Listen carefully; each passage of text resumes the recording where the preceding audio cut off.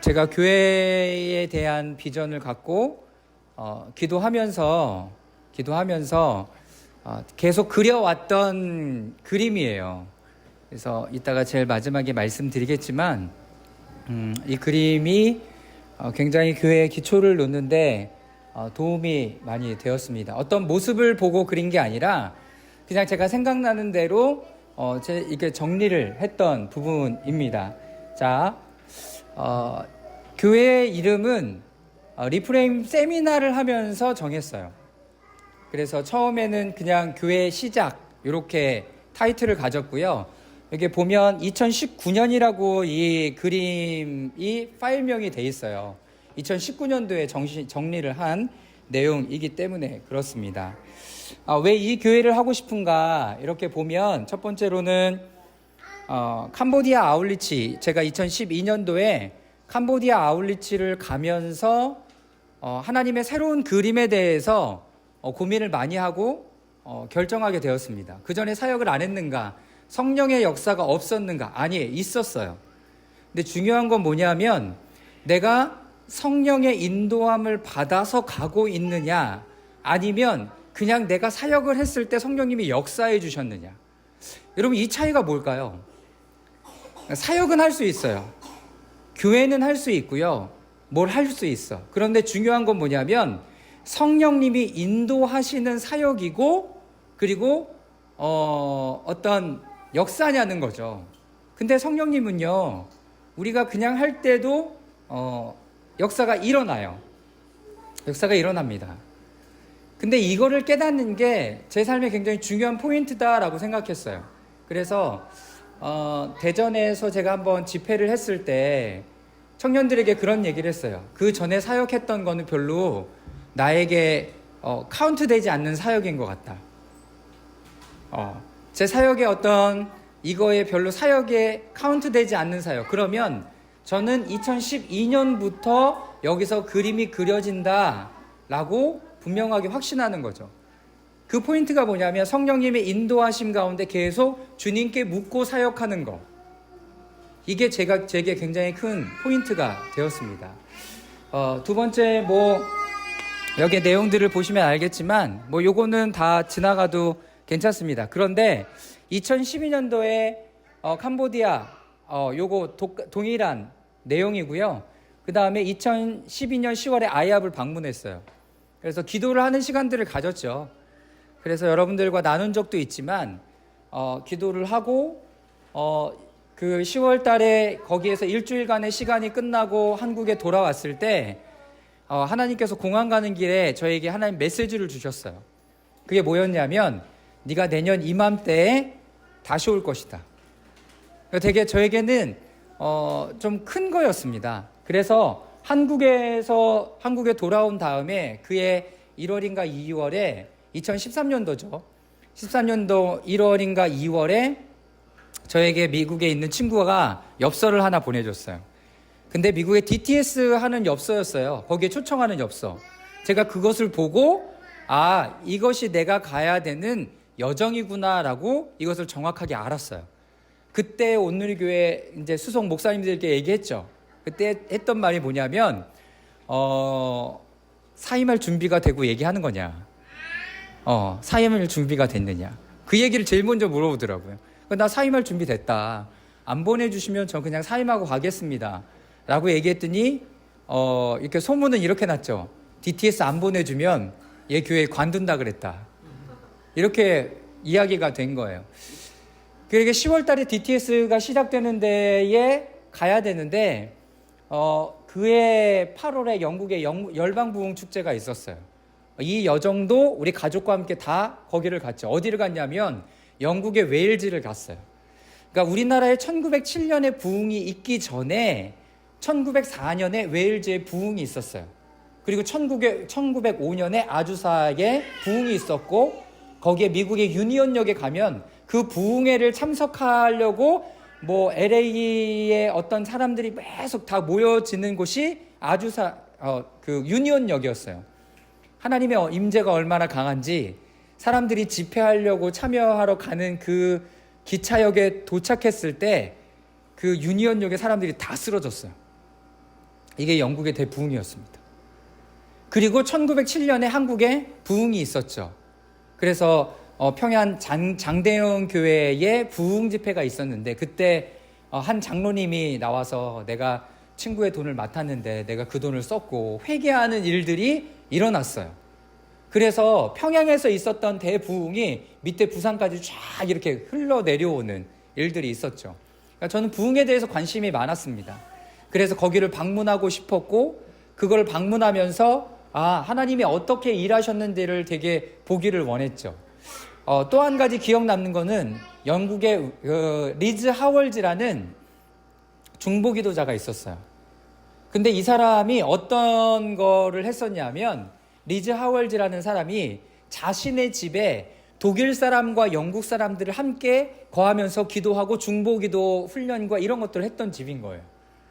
그러니까 그때 세계 제2차 대전 이런 것들이 있었는데, 그때에 얼마나 마음이 불편하겠어요. 왜냐하면 영국하고 이런 사람들하고 싸우는데 독일 사람들이 거기에 함께 집에 있었던 거예요. 근데 얼마나 부흥의 역사가 강력했는지, 진짜 우리 때는 아니었지만 그 집을 방문했던 어떤 나이 든 분이 그 집에 왔다 갔다 계단을 오르내리면서 무릎이 치유되고 회복되는 일들이 그 집에 있었던 거죠. 네, 진짜로 그런 집이 아직도 영국에는 남아 있습니다. 이제 부흥의 어떤 것들이 계속 흘러 넘치는 것이죠. 그러니까 열방중 부흥 축제를 갔다 오고, 그 다음에 2013년 10월에 미국 갔다 오고, 2014년 이스라엘을 갔다 온 거죠. 그러니까 부흥의 포인트, 그리고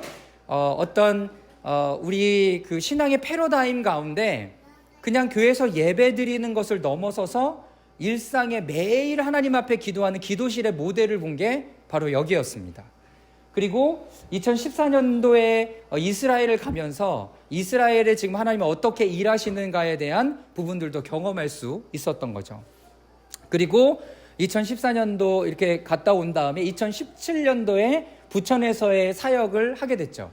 이게 왜 저에게 굉장히 중요했냐면, 저는 온누리교회 사역하기 이전에 저는 청년 사역을 너무나 하고 싶었어요. 근데 온누리교회 제일 먼저 사역한 게 무슨 사역이냐면 여러분, 유치부 사역이었어요. 형경자매 웃는 것처럼 이게 맞아? 청년 사역 하려는 사람이 유치부 사역했다고? 네, 말이 안 되죠. 근데 유치부 사역을 했어요. 제가 경배와 찬양에 풀타임으로 섬겼기 때문에 경배와 찬양에서 뭘 배웠냐면 집회하는 걸 배웠죠. 그래서 6살, 7살짜리 아이들을 데리고 성령 집회를 했어요. 그래서 애들한테 너희들 예수님 만나고 싶으면 손 들으라고. 그런데 애들 다 들죠. 왜? 엄마들이 다 지켜보고 있으니까. 다 들죠. 그래서 독콜링을 했죠. 아이들한테 예수님 만나고 싶은 사람 무대 위로 올라와서 기도하라고. 그러니까 옆에 애가 올라가잖아요. 야, 애들이 막 뛰어 올라와. 그때 우리 부서가 250명이었는데, 그러니까 6살, 7살짜리 아이들만 250명. 그런데 요거 반만한 무대에 다 올라가는 거 250명이.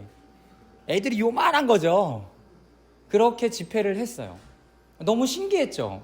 애들이 이런 거에 반응을 한다고? 너무나 궁금한 거예요. 왜? 맨 앞에 있던 애들이 막 엉엉 울었으니까. 놀랍죠.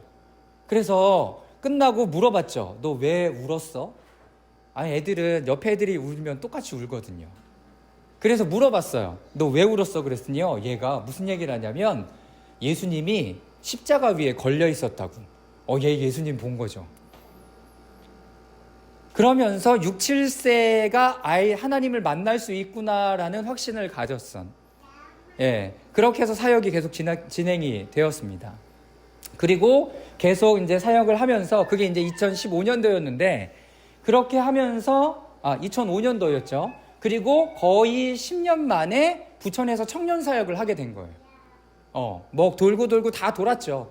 그러면서 했던 게 뭐냐면 청년들에게 굉장히 새로운 패러다임을 해야 되겠다라는 생각을 가졌죠. 그리고 예배, 양육, 사역, 선교 이런 모든 부분에 다 새로운 것을 적용했습니다. 기존의 교회의 패러다임이 아니라. 그래서 제일 먼저 성령 집회나 이런 걸 하면서 예수님을 만날 수 있도록 돕고, 두 번째는 1대1을 안 한 청년들이 있었기 때문에 순장들 다 스톱시키고, 순모임 다 스톱시키고 거의 6개월 동안 1대1 제자 영육만 해서 그 안에서 준비된 사람들을 순장으로 세우고 사역을 진행을 했죠. 제가 가졌던 결론, 되는 그림이구나. 되는 그림이. 그러니까 기존의 어떤 순모임과 순장은 억지로 세워요. 예찬아, 순장할 사람이 없어. 네가 꼭 해줬으면 좋겠어. 너 아니면 할 사람이 없어. 항상 그렇게 얘기를 했을 거예요. 그래서 예찬이가 알든 모르든 그냥 사람들 12명 붙여주고 네가 알아서 해봐. 저는 이런 그림이 너무나 싫었어요. 왜냐하면 첫 번째로는 순장하는 사람이 너무 힘들어. 두 번째, 순원으로 따라가는 사람들도 힘들어. 세 번째, 아무런 변화에 영향력을 줄 수 없었어요. 그러니까 그런 순모임이 계속 지금 진행되고 있는 거죠. 그래서 모든 순모임들을 다 스톱시키고 뭐 했냐면 1:1 제자 양육을 하면서 집사님들에게 이야기를 들었죠. 목사님, 이 청년 너무 좋은 것 같아요. 이 청년 너무 좋은 것 같아요. 그런 아이들을 1:1로 만나서 순장으로 세우고 사역자로 세우고 그런 일들을 같이 했죠. 그래서 거기에 보면 우선 여기 이걸 볼까요? 좀 올려주시면 예배는 하나님의 임재가 먼저예요. 그래서 제가 아직도 기억하는 것은 부천에서 기도하는 예배하는 3년 동안 하나님께서 그 예배 가운데 기름 부어주시지 않은 예배가 한 예배도 없었던, 매번 예배가 집회였었고요. 매번 예배의 청년들을 콜링해서 무대 위로 올려서 함께 기도하고 예배한, 사역하면서 그렇게 기뻤던 적이 있었을까? 하나님의 임재를 깊이 경험했었던 적이 있었던가? 그냥 한 예배도 그냥 흘러가지 않았던 예배가 바로 그때에 드렸던 예배죠. 지금도 마찬가지고. 그러면서 양육도 MC들에게 양육 그 다락방의 이름을 정할 수 있도록 해서 MC들이 정했던 것이 씨앗, 나무, 열매 다락방이었어요. 그래서 씨앗 다락방은 초신자들이 내가 여기 가서 하나님의 말씀의 씨를 뿌려야 되겠구나. 그리고 나무 다락방은 자라가야 되겠구나. 그리고 열매 다락방은 거기 안에서 열매를 맺을 수 있도록 그런 컨디션에 맞게 자기네들이 그 다락방을 선택하고 순을 선택해서 순장들이 자유롭게 그 안에서 순모임을 하는, 정형화된 순모임이 아니라 그 안에 성경 읽기를 하든지 시편 기도를 하든지 이런 것들을 통해서 할 수 있는 그림을 계속 만들었던 시기가 바로 그때였습니다. 잠깐 올려줄까요? 2018년도에서 남양주 사역했을 때는 그런 부분들을 조금 더 구체화했던 내용이 있었습니다. 그래서 축척의 시간이라는 책들과 그리고 영상, 그리고 츠타야 서점 이야기. 이거는 츠타야 서점은요, 일본에 있는 한 서점이에요. 그런데 지금 우리들이 서점에 가면 어떤 종류로 이렇게 분류가 되어 있냐면, 여러분들이 만약에 여행을 가고 싶다라고 얘기하면 여행 섹션에 가면 돼. 과학을 보고 싶다라고 얘기하면 과학 섹션에 가면 그거에 동일한 어떤 주제와 내용들이 쫙 세팅되어져 있는 것처럼 그렇게 세팅을 했어요. 그러니까 이 츠타야 서점을 만들었던 이 어떤 사장은요, 전 세계에 뭘 바꿨냐면 도서관 문화를 바꿨어요. 그럼 그 전까지는 어떻게 돼 있냐면 기역 니은 순으로 돼 있었어요. 그러니까 여기서 보여주는 게 뭐냐면 지금 세대가 바뀌었기 때문에 기역 니은 디귿 리을 순으로 어떤 나래비를 하는 게 아니라 어떤 주제에 맞게, 만약에 여행, 그리고 과학, 그리고 뭐 어떤 영성, 기독교 서적 이렇게 되면 요런 어떤 카테고리로 묶는 것에 대한 이야기를 먼저 했죠. 그러면서 여기서 했던 게 뭐냐면 지적 자본론. 내가 알고 있는 것이 나의 자본이 된다. 내가 경험한 것이 내 거지, 내가 다른 사람의 얘기를 한 것이 내 게 아니다라는 거예요. 근데 이거는 굉장히 중요한 게, 지금 우리가 코로나19의 시대를 지나면서 그것이 더 저는 구체화되었다고 생각합니다. 왜냐하면 지금 그 안에서 살아남았던 교회들, 그리고 성도들이 계속 유지했던 교회들, 이런 대부분의 교회는 어떤 교회냐면 자신의 컨텐츠들이 분명했던 교회예요. 그러니까 일반의 교회를 드리고 일반의 예배, 교회 와서 예배 드리세요 이런 게 아니라 그 교회 안에 분명한 목회 철학과 비전이 있는 교회는 전혀 흔들림이 없는 교회죠. 제가 지난주 목요일 날 높은 뜻 덕소교회를 다녀왔어요. 그러니까 높은 뜻 정의교회에서 분립개척한 교회예요. 그런데 그 목사님이 처음부터 자기네들은 무슨 얘기를 하냐면, 자기네들은 어떤 고등학교 강당을 빌렸기 때문에 새벽 예배도 안 되고 그리고 수요 예배도 안 되고 주중 예배가 다 안 되는 거야. 그러니까 어떻게 주일날만 포커스를 두는 거죠. 그리고 어떻게 되냐면 그 사람들이 주중에 어떤 일들을 할 수 있도록 정의 헌금을 한대요. 그러니까 한 달에 한 번의 헌금은 자기가 자신의 삶의 주변에 있는 연약한 사람들을 돕기 위하여 이 헌금을 쓴다는 거죠. 그러니까 굉장히 중요한 포인트가 내가 주일날만 와서 예배 드리는 것이 예배가 아니라 내 삶의 자리에서 내가 연약한 사람들을 찾고 그들에게 내 재정을 흘려보내는 것이 선교적 삶이라는 거예요. 선교적 삶. 그래서 처음에 사람들이 굉장히 막 욕했대요. 욕먹었대요. 저 목사가 기독교를 말아먹는다고. 이유 중에 하나는 뭐예요? 한 달에 4분의 1의 헌금이 안 들어오잖아요, 교회가. 그러니까 교회의 재정이 힘들고 어려울 거라고 생각하는 거죠, 기존의 목사님들은. 근데 이 목사님이 끊임없이 그 부분에 대해서 의미 부여를 하고 나누었을 때 4분의 1의 헌금이 들어오지 않아도 자신의 교회의 재정은 넘친다는 거예요. 그러면서 깨달았대요. 뭘 깨달으면 교회는 재정으로 움직이는 게 아니다. 가장 두려운 게 뭐예요? 교회 헌금이 안 들어오면 어떡하지? 이게 가장 두려운 일이죠. 여러분, 삶을 바꾸는 것은 이렇게 중요합니다. 자신의 콘텐츠를 갖는 건 이렇게 중요하다는 거예요. 저는 이 치타야 서점 이야기를 들으면서 그런 부분들을 준비하고 있었던 거죠. 그리고 리프레임 세미나, 그리고 덴마크의 자전거 도로.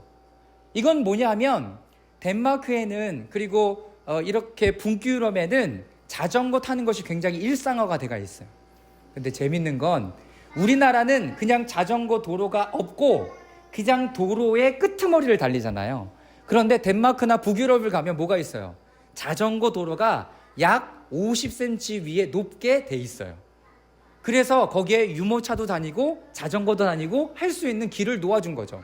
그랬더니 그 안에 자동차를 타는 사람들보다 자전거 타는 사람들이 늘어나고 건강이 좋아지고 이런 많은 부분들이 있었다는 거예요. 그걸 보면서 제가 느꼈던 것이 플랫폼을 바꿔야 되는구나. 여러분들이 거하는, 여러분들이 살아가는 이 어떤 삶의 영역을 바꿔야 되는 거예요. 그러니까 여러분들이 변하고 싶거나 여러분들이 새로워지고 싶다라고 얘기하면 여러분 그 자리에 계시면 안 돼요. 정말 죄송하지만 그 자리에 계시면 안 되고요. 하나님이 인도하시는 다른 위치로 여러분들의 위치를 옮기셔야 돼요. 이 판에서는 안 되는 거죠. 이 판에서는. 그래서 그 고민을 하셔야 돼요. 하나님이 나를 지금 움직이시는 때인가? 여러분, 그것이 맞다라고 여러분 마음 가운데 확신이 들면 여러분들의 판을 다른 판으로 옮겨야 거기에서 여러분들이 더 많이 여러분들 것을 이렇게 나눌 수 있고 선포할 수 있고 가져갈 수 있어요. 근데 하나님은요, 우리에게 장막절이라는 시간들을 통해서 1년에 한 번이죠. 나팔절, 대속제일, 장막절. 나팔절은 뭐예요? 한 해의 마지막이 왔다라는 거예요. 그리고 그 안에 대속제일, 그래서 예수님이 우리의 죄를 고백할 수 있는 시간들을 주시고, 장막절, 하나님께서 새로운 삶의 터전으로 우리를 인도하신다라는 거죠. 그러니까 장막절의 의미는 저는 크게 세 가지로 들어요. 첫 번째는 새로운 시간, 새로운 장소, 그리고 새로운 관계.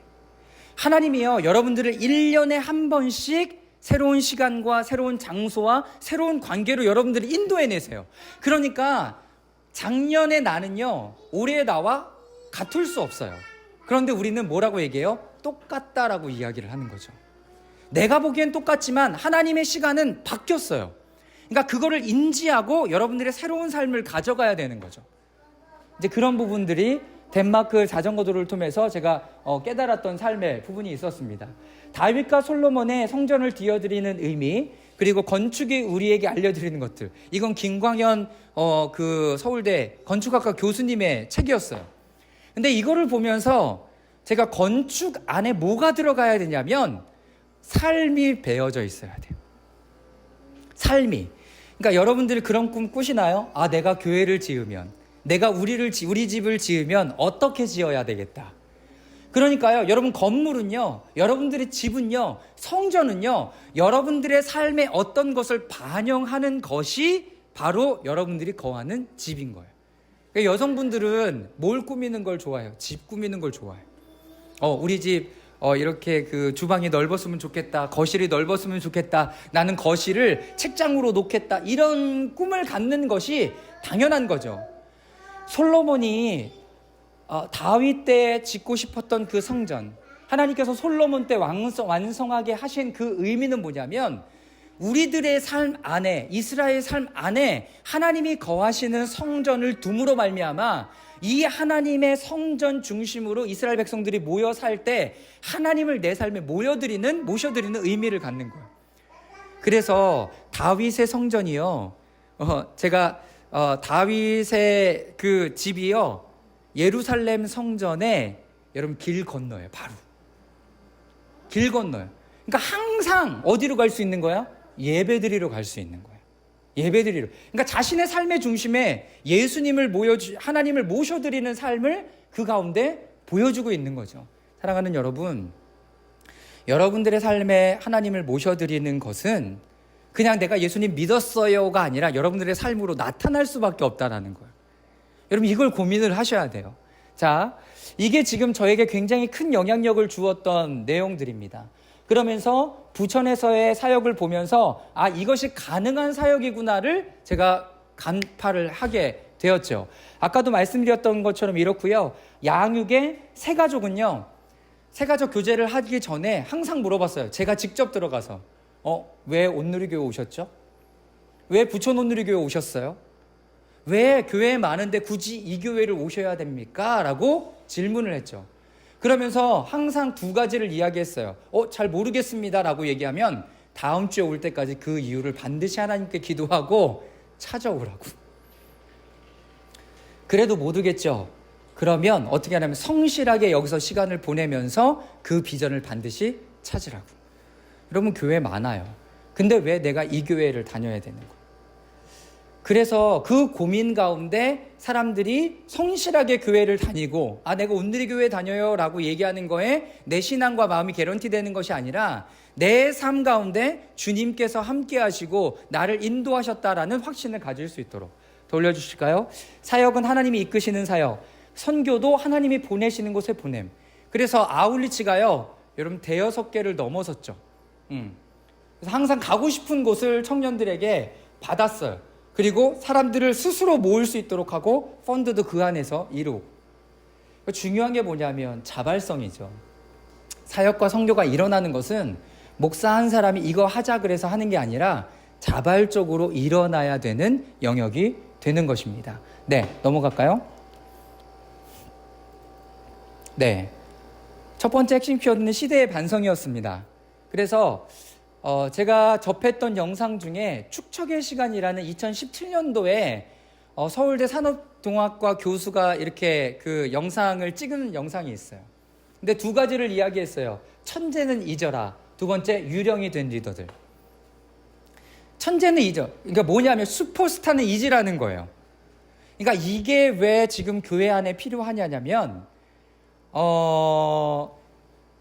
이게 한국 사회에 너무 만연해 있는 어떤 사업의 모습이에요. 그래서 어떤 교회가 잘 된다, 어떤 것이 잘 된다라고 얘기하면 그거를 벤치마킹하기 바빴다는 거죠. 벤치마킹. 근데요, 교회도 마찬가지였어요. 온누리교회, 사랑의 교회, 이런 교회들이 미국의 빌 하이벨스 목사님 교회나 새들백 교회, 이런 교회들을 벤치마킹하면서 여기까지 프로그램을 가지고 자라왔죠. 그런데 참 안타깝던 그 다음이 없는 거예요. 그러면서 뭐라고 해요? 유령이 된 리더들. 그 사람 다 죽었다는 거죠. 그 다음에 그럼 어떻게 할 거냐는 거예요. 우리가 신앙을 이어가고 할 때 제가 캐치했던 건 뭐냐면 내 삶 가운데 교회가 해야 되는 일들은 여러분들이 교회 와서 봉사하고 교회 사이즈를 키우는 게 아니라 더 중요한 건 여러분 한 사람 한 사람이 예배자로 세워서 갈 수 있도록, 그리고 하나님의 주신 마음의 음성을 듣고 반응하고, 그리고 내 재정과 내 시간과 이 모든 것을 하나님이 원하시는 곳에 흘려보낼 수 있도록 준비해 주는 것이 교회가 해야 되는 역할이다. 그게 바로 교회가 해야 되는 역할이 되는 거죠. 그래서 이거 해야 돼요, 저거 해야 돼요, 이게 아니라 그 장을 마련해 놓고 그 안에서 이들이 하나님 앞에 세워져 갈 수 있도록 도와주는 역할을 하는 것이 교회가 해야 되는 거예요. 그럼 제사장들은 예배를 잘 드릴 수 있도록 도와주는 거죠. 그래서 그걸 어디서 캐치했냐면 레위기의 5대 제사를 보면 여러분 제물을 누가 가져와요? 예물을 드리는 사람이 가져와요. 그러면 이 예물을 누가 잡아요? 네, 제물을 가져온 사람이 잡아요. 죄송하지만 제물을 가져온 사람이 잡고요, 이것을 불 위에 태워 올리거나 기름을 태워 드릴 때는 제사장에게 전달해서 이것이 잘 하나님 앞에 드려질 수 있도록 도와주세요 하고 전가해 주는 거죠. 제가 다 해주면 좋아요. 끌어와. 야, 너 예배 드려야 돼. 예배 드려야 돼. 물론 예배 드려야지. 그러면서 데리고 와서 야, 기도해. 이게 아니라 성도들이 왜 기도해야 되고 내가 누구인지를 알려주고 그 안에 나오는 다른 모든 일들은 자발적인 마음에서 나올 수 있도록 도와줘야 되는 거죠. 이것이 바로 교회의 어떤 목회자들과 제사장들이 했던 일이었다라는 거죠. 근데 지금은 교회에서 계속 다 이 어떤 것들을 이끌어주고 열어주고 다 해주는 거죠. 그러다 보니까 코로나19의 시대를 우리가 만났을 때 아무것도 할 수 없는, 왜? 해주는 사람이 없거든요, 집에서. 가정 예배를 훈련시켜준 것도 아니고 유튜브가 활성되었던 것도 아니고 이런 것 안에 우리들이 가지고 있는 내용들이 아무것도 없었다는 것을 구체적으로 경험하게 되는 시간이 코로나19의 시간이었습니다. 그건 좀 이따 더 얘기하고요. 자, 교회의 성도들에게 하나님과 동행하는 훈련 및 하나님의 시간을 축적할 수 있도록 도와주어야 한다. 이 축적의 시간에 이정동 교수가 했던 얘기가 뭐냐면 스케일업 해야 된다라는 거예요. 이거는 기업 용어와 어떤 산업에서 사용되는 게 아니라 여러분들의 신앙생활에도 개념 정리를 해야죠. 예배가 뭐지? 기도가 뭐지? 양육이 뭐지? 이것 안에서 내가 진짜로 양육을 받아보기도 하고 다른 사람을 양육해보기도 하고 이런 과정을 계속 겪어가면서 이것이 정말 내 안에 살아있는 하나님의 메시지가 될 수 있도록 하는 것이 이 사람의 했던 내용들을 교회 안에 적용하는 내용입니다. 그러니까 여러분들이 지금 어떤 것을 하고 있는지 보셔야 돼요. 내가 기도는 어떻게 하고 있지? 예배는 어떻게 드리고 있지? 이런 부분들을 뒤돌아볼 수 있어야 되는 거죠. 스타야 서점의 이야기에서는 개혁에 대한 이야기, 아까 얘기했던 지적 자본론, 내가 경험한 것이 자본이 되는 것. 그러니까 리프레임 세미나가 이런 내용들을 전체적으로 새로운 프레임으로 저에게 주는 굉장히 중요한 세미나가 되었습니다. 그래서 리젠트 칼리지에서 제가 하는지 안 하는지는 모르지만 저는 제 것으로 알고 계속 그 부분들을 나누고 하고 있죠.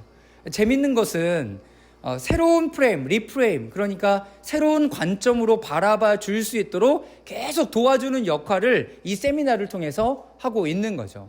그래서 여러분들이 이 새로운 관점이랑 그냥 뉴 프레임이 아니라 리프레임이라고 얘기하는 것은 오리진이 있는 거예요. 오리진. 그래서 창세기 1장 26절에서 28절에 하나님이 여러분들을 어떻게 창조하고 부르셨는가로 우리가 예수님의 십자가 안에 회복되었다면 이제 그 모습으로 살아갈 수 있도록 여러분들에게 계속 도전을 주는 시간이 바로 이 세미나의 시간이 되는 겁니다. 자, 넘어가겠습니다. 네, 두 번째 핵심 키워드는 삶입니다. 아까 얘기했던 것처럼 덴마크의 자전거 도로가 되는 거죠. 여러분들이 있는 판이 되게 중요해요. 여러분들이 있는 판. 여기서 지금 내가 하나님과 친밀한 교제를 나누고 있는가? 아니면 내 거 계속 쏟아내고 있는가? 내가 이 안에서 성장하고 자라감이 있는가? 아니면 나는 계속 소진되고 있는가? 이런 부분들을 굉장히 우리는 주목해서 봐야 돼요. 그래서 여러분들의 어떤 한 시즌을 보내거나 어떤 한 1년 1년마다는 아닐지라도 어떤 시간을 갖고 내가 영적으로 얼마큼 성장했는지, 그러면 내가 이렇게 더 잘 하나님 앞에 하나님의 형상과 모양으로 자라려면 어떻게 가야 되겠는가에 대한 고민을 하셔야 돼요. 아, 내가 여기 모태신앙부터 자랐으니까 여기를 뼈를 묻겠다. 네, 그러지 않아야 돼요. 하나님이요, 여러분들을 시즌에 따라, 계절에 따라, 하나님의 영적 흐름에 따라 여러분들 계속 옮기실 것이기 때문에 그렇습니다. 저하고 같이 교제하시는 한 목사님이 계세요. 근데 그 목사님도 이렇게 오래된 교회를 목회하고 하면서 목사님이 지금 계속 목회하고 계신데 몇몇 우리 그 후배 목사님들을 만나서 이런 얘기 하시더라고요. 지 목사님, 그리고 어떤 목사님, 성도들이 교회를 이렇게 나간다고 해서 내 책임이라고 생각하지 말라고. 그분이 나갈 때가 됐기 때문에 어떠한 사건을 통해서 하나님 내보내시는 것일 수 있다라는 이야기를 하시더라고요. 그러니까 목회자들, 특별히 이렇게 작은 교회 목회자들은 한 성도가 안 보이기만 해도 마음이 너무야 애가 끓어요. 우리 교회 더 나와야 되는데, 더 전도해야 되는데 안 되니까. 그런데 하나님께서 이 시즌에 따라서 교회를 옮기게 하신다는 거죠. 여러분 아시잖아요. 제가 부천에서 할 때도 청년들 재적수가 150명이에요. 근데 매주 대여섯 명은 오거든요. 근데 항상 150명이야. 그러니까 어떻게 된 거예요?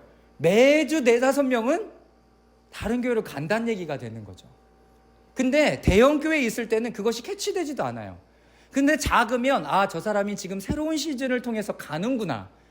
새로운 시즌을 통해서 이분들이 오셨구나. 이것을 알 수 있죠. 그러니까 그것 가운데 집사님 좀 어려우셨어요. 목사님 제가 좀 안 맞네요. 그러면 가실 수도 있고 계속 남을 수도 있고 우리가 좀 새롭게 갈 수 있는 준비를 해야 되는 어떤 것을 가질 수도 있죠. 네. 어쨌든 여러분들이 지금 있는 곳이 하나님의 어떤 부분들을 내 어떤 영적 시즌 안에 잘 자라갈 수 있도록 도와주는가를 같이 점검해 볼 필요가 있다라는 것입니다. 자, 두 번째는 뭐냐면 건축이 우리들에게 알려주는 것들 얘기하면서 중요한 것은 뭐예요? 가장 중요한 것은 그 일을 통해 삶을 배우는 것. 이게 성전의 삶이에요. 여러분들이 사역하면서 지금 우리는 1년 동안 사역 안 하기로 했죠. 여러분들이 사역하면서 배우고 알아야 되는 것은 그 사역을 통해서 하나님과 관계하고 교제하는 걸 배우는 거예요. 사역이 남는 게 아니에요. 그 사역은요, 여러분 내가 가면 다 지워지는 내용이에요. 뭐가 남아요? 그 안에 사람이 남고 내가 주님과 교제했던 내용들이 남는 거죠. 그렇기 때문에 여러분들이 사역을 맡거나 사역을 하거나 그 안에 접근은 이제는 이 사역을 통해서 하나님과 내가 더 가까워지는 시간이 되어야 되겠다라는 생각을 가지고 가셔야 되는 거죠. 이것이 지금 건축이 우리들에게 알려주는 것들 가운데 이게 이야기를 하는 거죠. 성전을 세워드리는, 지어드리는 의미는 함께 세워져 감이에요. 함께 세워져 감. 자, 에베소서 2장 20절에서 22절까지 말씀이 여기 기록되어 있죠. 제가 이거를 2019년도에 적어 놓았던 말씀이에요. 안 놀라시네. 왜냐하면 우리 교회 시작하면서 이 말씀을 가지고 시작하고 있거든요. 그러니까 교회를 생각하고 고민하는 게 중요하다라는 생각을 했어요. 왜냐하면 이 다음을 그림을 보시면 여러분 그게 더 확 와닿아요. 왜냐하면 그림을 그려놓은 대로 교회가 가고 있는 중이에요. 그러니까 여러분들의 삶을 주님과 함께 계속 고민하며 디자인하고 계셔야 돼요. 그리고 지울 것 지우고 더 채워넣어야 될 것 채워넣고 이런 시간들을 가지고 있어야 정말 그것이 런칭되었을 때는 여러분 그렇게 달려갈 수 있는 힘을 갖게 되고 또 이것을 뒤돌아보니까 그때 하나님께서 말씀하신 내용이 지금 이렇게 이루어지고 있구나를 보게 되는 거죠. 여러분 그래서 여러분들의 기도는 기록되어 둘 필요가 있습니다. 자, 다음 넘어가겠습니다. 세 번째는 뭐냐면 시대의 요청입니다. 자, 이 부분들을 보면서 제가 이거는 2018년도 이후에 정리해 놓은 내용이에요. 그런데 개인 방송, 유튜브, 개인 SNS, 인스타, 페이스북, 그 다음에 트위터, 개인 은행에서 블록체인, 그리고 개인과 개인이 먹는 혼밥, 혼술, 이런 것이 굉장히 익숙하게 계속 가는 거예요. 자, 그리고 여행도 혼자 가요. 그리고 개인의 컨텐츠들이 중요해지는 시기들이 계속 도래하고 있는 거죠. 근데 2019년 코로나19 10월 그렇게 넘어가면서 이것이 더 어떻게 돼요? 가속화되고 있죠. 교회도 마찬가지예요. 교회가 혼자 하는 방송이 아니라 교회도 본인의 컨텐츠, 목사님이 지금 어떤 시간들을 보냈고 어떤 컨텐츠를 가지고 있느냐에 따라서 그거에 따라서 말씀들이 계속 유튜브에 올라오고 있죠. 근데 보면 이번 그 코로나 때나 이때를 보면서 많은 목사님들, 성도님들이 저에게 해주시는 말이 뭐냐면 숨은 고수들이 많다는 거죠. 숨은 고수들. 교회는 작은데 그분이 하나님 앞에 묵상하고 기도했던 것들이 깊었기 때문에 이것을 몇몇 안 되는 성도들에게 방송으로 유튜브로 내보내줬는데 그것을 타고 몇천 명씩 막 설교를 보고 그 교회에 등록하는 사람들이 생기는 거예요. 그러니까 중요한 게 뭐예요? 개인이 지금 하나님과 어떤 교제를 나누고 있는가가 굉장히 중요한 이슈가 되었다라는 것입니다. 자, 그래서 이제는 이렇게 돌아가는 것을 막을 수 없습니다. 유튜브 사람들이 안 보지 않아요. 더 많이 보는 거죠. 대부분의 검색을 유튜브에서 합니다. 이제 네이버나 다른 데서 하지 않고 유튜브에서 하는 거죠. 그러니까 여기서 우리가 봐야 되는 것은 교회는 어떠해야 되는가? 그 고민해야죠. 그럼 교회는 어떠해야 되는가? 그러면 뿔뿔이 흩어지는 거가 되겠구나. 네, 그런 시간 3년 동안 보냈잖아요. 그랬더니 어떻게 됐습니까? 신앙을 떠난 사람들이, 예수님 믿는 사람 떠나는 거 엄청 많았죠. 그리고 다시 교회가 시작되었을 때 안 돌아오는 사람들이 3분의 1 이상, 많게는 절반. 안 돌아오는 거죠. 그냥 유튜브로 신앙생활 하는 거예요. 근데 아까 에베소서 말씀을 우리가 봤던 것처럼 중요한 건 뭐예요? 그렇게 신앙생활하면 반쪽짜리 신앙생활이란 얘기들을 어디에서도 하고 있지 않은 거죠. 자, 그리고 여기 안에서 그러면 모여지는 교회와 흩어지는 교회로의 세워짐이 필요한 거죠. 모였을 때는 뭐예요? 하나님이 주시는 비전과 꿈에 대해서 나누고 흩어져서는 각자의 삶 안에서 그것을 어떻게 구현시킬까에 대한 고민을 해야 되는 거죠. 나 교회에 갔다 왔어. 그래서 아까 얘기했던 높은 뜻 덕소교회 목사님이 그 얘기를 하는 거예요. 계속 미셔널이란 얘기를 해요. 선교적. 그래서 제가 여쭈었어요. 한 15명 정도, 20명 정도 있는 목사님들 이렇게 같이 있었고 질문하라 그래서 제가 질문했죠. 목사님, 계속 목사님의 어떤 목회 철학과 내용을 이야기할 때마다 미셔널, 선교적이라는 이야기를 많이 하는데 혹시 어떤 패러다임이 있으십니까? 물어봤더니 자기가 선교사라서 교회의 분명한 목적은 선교라는 거죠. 선교. 그래서 교회는 성도들을 세워주고 예배해주고 양육해주는데 이것의 근본적인 목적은 자신의 삶 안에서 하나님의 복음을 전하는 하나님의 사람으로 살아가는 것을 도와주는 역할을 해야 된다라는 이것이 너무 강력하신 거예요. 그러니까 설교를 할 때도 양육을 할 때도 헌금을 사용하는데도 계속 미셔널적인 삶을 살아갈 수 있도록 이라는 이야기를 계속하고 있는 거죠. 그러니까 보셔야 돼요. 여러분들의 교회의 목사님이 어떤 이야기들을 많이 하는지. 예수님 믿음 복 받습니다. 계속 얘기를 많이 하실 수도 있고요. 교회에 더 봉사하고 헌신하셔야 됩니다. 얘기하실 수 있고요. 헌금 많이 하셔야 됩니다. 라고 이야기하실 수 있고요. 아니면 삶에 여러분들의 삶 가운데 하나님의 형상과 모양과 그 대사로 살아가야 된다라는 메시지를 여러분 계속 하시기도 하세요. 뭐가 틀렸다라고 말할 수는 없습니다. 그러나 이 포인트를 어디다 두냐는 거예요. 예배 드리는 목적이 뭐냐는 거죠. 선교를 하는 목적이 뭐냐는 거죠. 헌금을 사용하는 목적이 뭐냐는 거죠. 이거에 따라서 내가 달라질 수 있는 거죠. 내가 달라지는 거죠. 자, 2020년 코로나 시대, 19년부터 물리적인 멈추기의 시대, 그리고 사회적 거리두기, 개인의 시간이 우리들에게 여러분 물리적으로 주어졌어요. 집에 있으래. 예배도 집에서 드리래. 양육도 영상으로 하래. 네, 얼마나 좋아요. 근데요, 하나님이요, 이것이 하나님의 열어냈다라고 말할 수는 없죠. 근데 하나님이 악을 선으로 바꾸시면서 하나님께서 하셔야 되는 일들을 이 가운데 지금 하고 계시는 것을 우리는 볼 수 있었죠. 그래서 중요한 게 뭐냐면 지금 내가 가지고 있는 컨텐츠는 무엇인가? 내가 지금 하나님 앞에 선다면 나는 어떻게 설 수 있는 것? 내가 예배드리고 양육하고 하는 것을 보면 내가 보이기 시작하는 거죠. 자, 그래서 여기에서 중요한 것이 뭐냐면 지금 내가 붙잡아야 하는 것은 공동체와 영성이에요. 목사님 흩어지는 거라며요. 혼자라며요. 네, 그렇기 때문에 공동체와 하나님을 향한 신실한 그 영성이 있어야 되는 거죠. 내가 지금 어디에 뿌리를 내리고 있냐라는 거예요. 내가 어느 공동체에서 어떤 말씀을 계속 양육받고 내가 뿌리를 내리고 자양분을 공급받고 있는가를 확인해야 돼요. 유튜브로 신앙생활하는 분들 굉장히 많으세요. 지속적일 수 없습니다. 지속적일 수 없고요. 자라갈 수 없어요. 왜? 내가 원하는 말씀만 들으니까. 어머니들이 아이들에게 밥 먹일 때 좋은 것도 먹이고 영양가 좋은 것도 먹여요. 그지만 애들이 싫어하는 것을 먹이기도 합니다. 왜? 건강에 필요하기 때문에. 그 공동체가 필요한 거죠. 그 공동체. 그리고 개인의 신앙과 영성을 자신의 삶의 자리에서 어떻게 표현해낼 수 있는가. 영성이란 뭐냐면 내가 어떤 상황에 맞닥뜨렸을 때 이거를 해결해 나가는 것이 영성이에요. 내가 만약에 어려움을 당했는데 제일 먼저 높은 사람에게 전화하고 있다. 그분의 영성이에요. 내가 돈이 이만큼 있으니까 내가 안전하겠지라고 생각하는 게 돈이 그분의 영성인 거예요. 그런데 내가 그런 일들을 당했을 때 제일 먼저 하나님 앞에 엎드린다라고 얘기하면 그분의 영성은 하나님과 함께하는 영성이에요. 이사야가 그랬죠.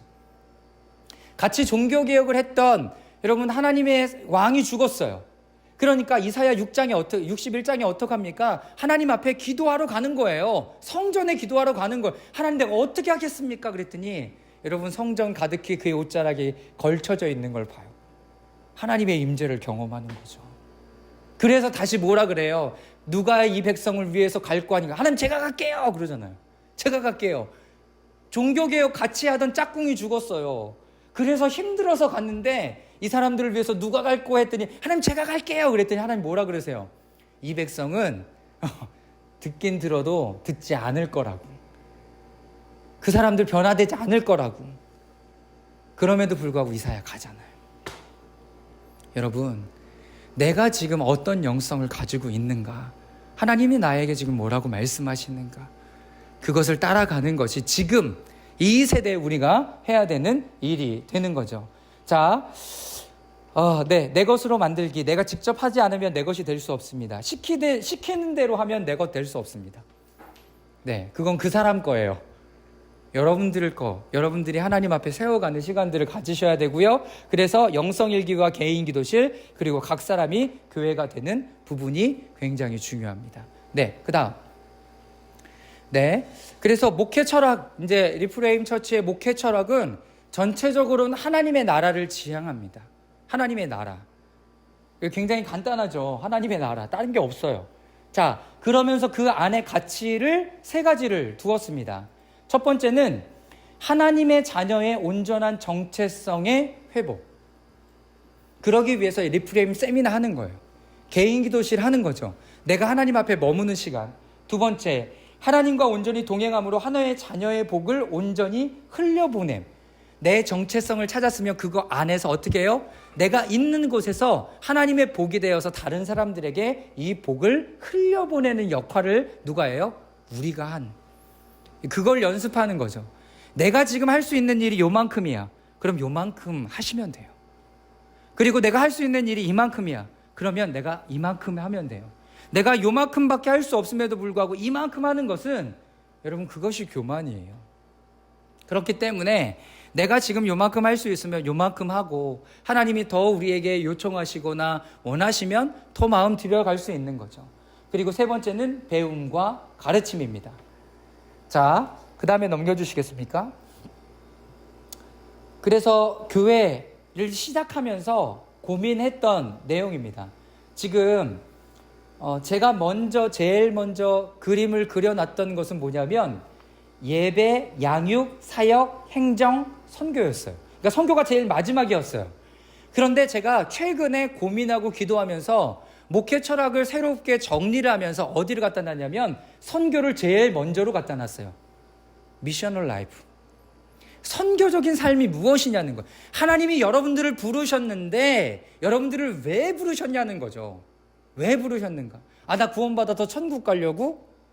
그게 아니라 복음은요, 여러분들에게 하나님께서 예수 그리스도를 통하여서 이미 이루어 두신 것이 복음이에요. 무슨 개념의 차이냐면 예수님을 믿는 것은 나중에 천국 가는 게 아니라요, 지금 여기에서 하나님의 나라를 누리는 거예요. 그러니까 이 땅에서 여러분 뭐 어떻게 해요? 행복해야 돼요. 여러분 그러려면 뭐가 돼야 돼요? 내가 누구인지 알아야 되지. 내가 여기서 어떤 역할을 부여했는지를 알 때 나는 행복한 거야. 돈이 많고 내가 높은 지위에 올라가면 행복한다는 것은 진짜 정말 작은 거. 그런데 그거보다 더 행복하고 좋은 건 내가 내 정체성과 가치대로 하나님 앞에 사용되고 드려질 때 여러분 가장 행복해요. 가장 행복해요. 그래서 저는 온누리교회에 있을 때도 어디 뭐 장을 맡거나 이런 거 별로 좋아하지 않았어요. 그런 거 시켜주지도 않았지만 별로 원하지도 않았어요. 그냥 저는 제 자리에서 맡겨주는 일들을 하고 또 집회 요청이 들어올 때 집회 요청에 반응해서 움직이는 그런 게 저에겐 굉장히 좋았던 거죠. 그러니까 여러분들이 어떤 것을 할 때 가장 행복한지 아직 그것을 모른다면 그것을 찾고 조그맣게라도 그것을 해볼 때 여러분들의 정체성은 분명하게 보여지고 그 안에서 하나님의 나라를 누리며 갈 수 있는 거죠. 결국에 하나님 다 회복시키실 거예요. 근데 제가 최근에 뉴질랜드의 목사님 부부하고 리프레임 세미나를 하고 있어요. 일주일에 3강씩. 네, 일주일에 3강씩 하고 있어요. 그러니까 너무 힘들죠. 그러니까 저희 아내도 아시는 분이라 저희 아내도 같이 하고 있어요. 네, 2시간을 꼽아 영상도 보고 다 하고 있는 거죠. 그런데 새하늘과 새 땅 과를 하면서 사모님이 뉴질랜드 사모님이 그 말씀을 하시는 거예요. 하나님이 궁극적으로 다 이루실 건데 나는 왜 굳이 애써서 다른 사람 상담하고 뭐 그러고 있는지 잘 모르겠다고. 이게 무슨 의미냐고. 그래서 하나님의 나라는 죽어서 가는 것도 있지만 이 땅에서 하나님의 나라를 누리게 하는 역할을 지금 사모님이 하시는 겁니다라고 얘기했더니 소름이 쫙 돋으시나 봐요. 이제 제가 제 일을 정확히 알겠습니다라고 얘기하시더라고요. 여러분 이 땅에서요. 이 땅에서 하나님의 나라를 살아간대요. 그러면 하나님이 맡겨주신 일들에 대한 힌트를 여러분 가지실 수 있어야 되는 거죠. 그 고민을 해야 되는 거예요. 그 고민을. 자, 그래서 이 일들을 살아갈 때는 성부, 성자, 성령님과 함께하는 삶을 살아가는 거죠. 그러면서 예배는요, 레위기의 5대 제사도 제가 최근에 넣은, 그러니까 우리 김정화 권사님은 들으셨지만 제가요 레위기 5대 제사를 예배의 비밀이라는 개인 기도실을 하면서 정말로 이 레위기의 5대 제사가 엄청나구나. 그러니까 지금 대부분의 목사님들은 구약의 예배지 라고 얘기하지만 예수님이 예배를 드리고 삶을 살아갔던 그 삶 자체가 어떤 삶이에요? 구약의 5대 제사를 살아가셨던 예배였던 삶이었던 거예요. 예를 들면 이런 거죠. 한 가지만 말씀드리면 예배는요 모두가 자발적인 마음으로 드려져야 돼요. 자발적인 마음. 그래서요 예배 가운데, 일상의 예배 가운데 하나님께서 나에게 어떤 부분들을 깨닫게 하시고 내가 범죄된 것을 깨닫게 하시면 어떻게 해야 돼요? 여러분 그 부분들을 해결하려고 하나님 앞에 나오기도 하지만 더 중요한 것은 예수님이 너희가 하나님 앞에 예물 드리려 하거든 누구와에게 잘못한 일이 생각나거든 어떻게 하래요? 네, 화해하고 와서 예물을 드리래. 하나님 예물 드리는 것보다 뭐라고요? 이 사람하고 화해하는 게 더 중요하다는 거죠. 뭐예요? 우리는 지금까지 우리가 다녔던 교회의 대부분의 목사님들은 어디에 우선순위를 들어래요? 예배에 우선순위를 들어요. 그래서 그런 일 있으면 다 어디로 오라 그래요? 교회에 오라고 했어요. 근데 예수님은 뭐라고 얘기하세요? 그 부분 해결하고 와서 예배하고 예물 드리라라고 얘기해요. 왜 예물을 드리라라고 얘기할까요? 감사하는 마음으로 와서 예배 드리라는 거예요. 하나님 이 부분들이 해결되었습니다. 하나님 감사합니다. 여러분 그렇기 때문에 예배는 여러분들이 드린 모든 예배, 속건제건, 속죄제건, 번제건, 화목제건 뭐예요? 다 어떤 거예요? 자원하는 마음으로 드리는 거예요. 자원하는 마음으로. 내 삶에 내가 오늘 예배 가기 싫은데 가지 말아야 되겠다. 이거를 가지라는 게 아니라 여러분들의 삶 가운데 일주일의 삶을 살아가다가 하나님께서 나에게 새로운 일들을 경험하게 하시고 죄된 것들을 깨닫게 하셔서 회개하게 하시고 다른 사람들을 용서하고 내가 용서받고 그런 일들이 여러분들의 일상의 삶이 있을 때 주일 예배가 어떻게 되는 거예요? 여러분 풍성케 되는 거예요. 여러분 그러니 일상이 엄청나게 중요하죠. 주일 예배는 어떤 거예요? 하나님의 선언이에요. 예수님의 선언이에요. 너 정결하게 되었어. 정결하게 된 건 언제예요? 여러분, 일상에서 죄를 고백하며 서로 마음을 나누고 용서를 받을 때 이미 정결하게 됐어요. 그런데 나 용서받았어, 깨끗해. 그리고 교회에 오면 어떻게 돼요? 여러분, 내가 스스로 왔지만 내가 정리되지 않은 상황에 오는 거예요. 그래서 주일 예배는 하나님 앞에 나와서 대근아, 너 정결해졌어, 내가 너를 선언할게. 그러니까 주일 예배 드리면서 어떤 새로운 기회를 얻고 나아가는 것이 여러분, 우리의 주일 예배의 핵심이 되어야 돼. 그러니까 용서받으려고 교회 간다라고 얘기하는 것은 지금 너무나 큰 오류를 가지고 있는 거예요. 이미 하나님 용서하신 것 가운데 선언하시고 나에게 새로운 기회를 주시고 새 마음으로 출발할 수 있는 기회를 주시는 거죠. 그랬던 사람 중에 한 사람이 누구예요? 나병 환자들인 거예요. 일주일을 보내고 2주일을 보내고 제사장들에게 가서 보이잖아요. 그럼 제사장이 뭐라고 얘기해요? 내가 정결하게 되었다 선언해주면 그때서야 공동체 가운데 들어가서 함께 밥을 먹고 이야기를 나누고 귀한 교제 시간을. 얼마나 좋아요. 코로나 걸려보신 분, 네, 몇 주간 격리하셨어요? 네, 1주나 2번 걸리신 분은 2주. 여러분, 집에 있는 게 얼마나 답답해요. 그런데 일주일의 시간이 지나고 여러분, 그 자가격리 키트로 이렇게 해서 한 줄 나오면 와, 됐다. 그리고 어디를 제일 먼저 가요? 교회 가잖아요. 교회 가잖아요. 야, 나 됐어, 이제 밥 먹어. 근데 그게 없이 가면 나 받아줄까요? 아니야, 야, 일주일 더 지나고 보자. 여러분, 공동체에 이렇게 밀려나게 되는 거예요. 주일 예배는 그런 선언이 주어지는 시간이에요. 선언이 그러니까 예배의 패러다임이 달라지는 거예요. 예배의 패러다임이. 자, 그래서 요한복음 4장 23절, 영과 진리로, 로마서 12장 1절, 너희의 그 삶을 거룩한 산제물로 드리라. 이는 너희가 드릴 영적 예배니라. 여러분, 이 메시지를 주는 거죠.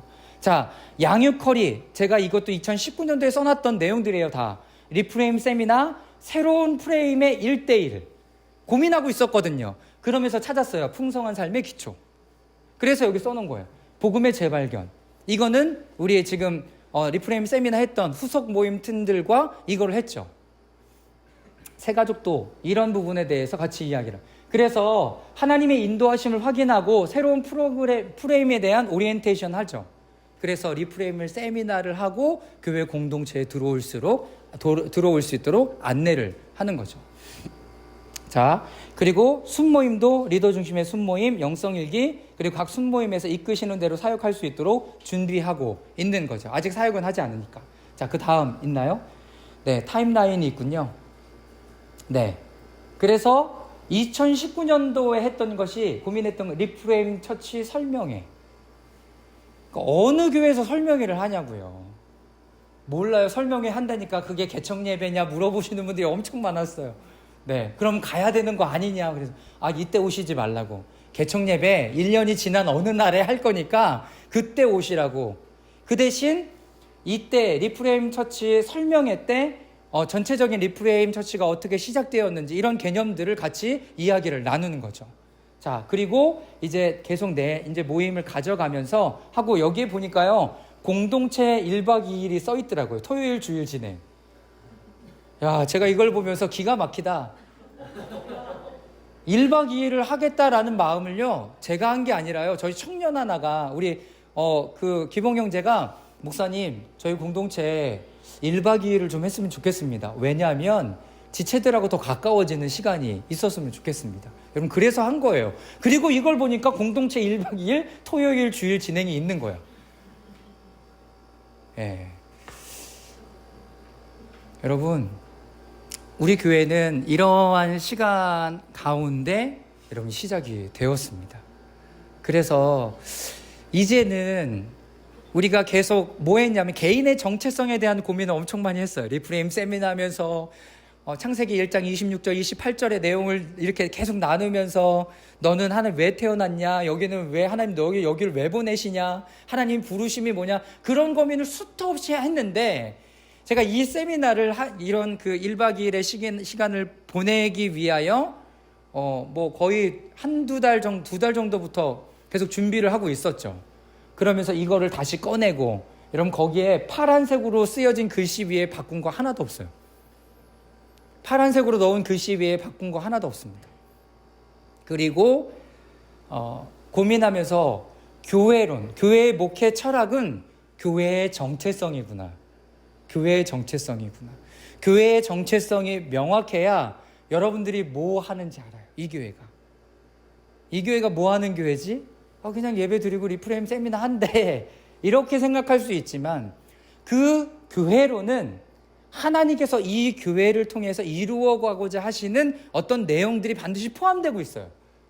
그래서 제가 개척한다 그럴 때 이렇게 저를 굉장히 사랑해 주시는 권사님, 그리고 장로님, 목사님들이 왜 하필 이때냐, 코로나 끝나고 해라.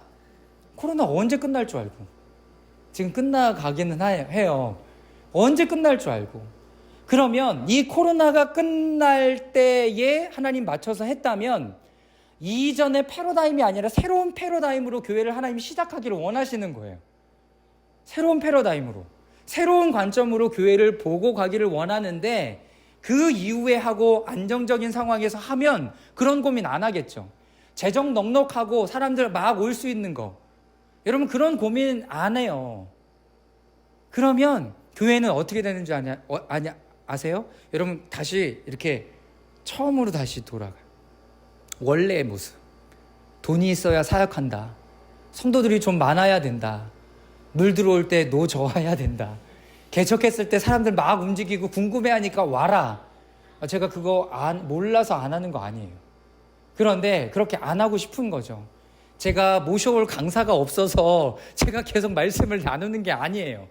우리 교회에 주신 하나님의 마음이 있기 때문에 그거를 최소한 같이 알아야 다음을 함께 걸어갈 수 있는 힘이 생기는 거죠. 그래서 지난번에 우리 요한복음 20장 말씀 나눌 때 남양주 권사님이 오셨을 때 권사님들이 이 안에 스며들어서 예배 드릴 수 있었잖아요. 어린이 주일 예배 때 인도네시아의 그 지체들이 아이 데리고 왔을 때 그 아이와 그 부모가 그냥 우리의 예배에서 녹아들일 수 있는 예배가 되는 거예요. 그래서 예배 드릴 수 있는, 녹아들여서 예배 드릴 수 있는. 그런데 사람들이 막 몰려들어서 하면 교회 정체성이 없는 상황에서 누가 뭐 하자 그러면 뭐 하고, 뭐 하자 그러면 뭐 하고, 그게 아니라 하나님이 이미 우리에게 주신 내용 안에서 그 때를 하나하나 분별해 가면서 그 일들을 이루어가는 거죠. 여러분, 리프레임 처치는 이렇게 시작하게 되었습니다. 그래서 여러분들 마음 가운데 또 우리 집사님, 권사님, 또 김포에서 같이 시간 보내고, 이분들하고 제가 김포에서 1:1 제자 양육반을 같이 하면서, 그때가요 강서김포 공동체 선교였을 때니까요 엄청 오래된, 그럼에도 불구하고 계속 교제하고 깊은 교제를 나누고 또 사랑의 안부를 묻고 그러는 권사님, 집사님들이시죠. 이 교회에서 되게 싫어할지도 몰라요. 네, 다른 교회 수련회 하는데 밥 해주러 간다고. 네, 그러면 제가 돈 드린 것도 아니고 근데 사랑의 마음으로 또 오셔서 여러분들 보면서 너무 되게 얼굴 좋다, 그리고 다 너무나 사랑스럽다라고 격려해 주시고 위로해 주시고 너무 감사하고요. 우리 세 분께 우리 사랑의 박수 한번 보내주시면 감사하겠습니다. 네.